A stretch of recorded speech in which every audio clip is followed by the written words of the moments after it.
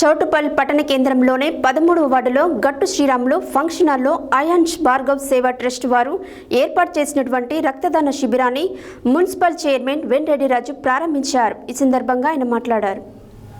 చౌటుప్పల్ పట్టణ కేంద్రంలోని 13వ వార్డులో గట్టు శ్రీరాములు ఫంక్షన్ హాల్లో అయాన్స్ భార్గవ్ సేవా ట్రస్ట్ వారు ఏర్పాటు చేసినటువంటి రక్తదాన శిబిరాన్ని మున్సిపల్ చైర్మన్ వెంరెడ్డి రాజు ప్రారంభించారు. ఈ సందర్భంగా ఆయన మాట్లాడుతూ రక్తం దానం చేయడం అంటే ప్రాణం దానం చేసినట్లు అని ఆయన అన్నారు. అన్ని దానాల కంటే రక్తదానం చేయడం అంటే ఒకరికి ప్రాణం పోయడం లాంటిది. ప్రాణంతో ఏది వెలకట్టలేము. రక్తాన్ని దానం చేసి ఇతరులకు సహాయపడండి అని అన్నారు.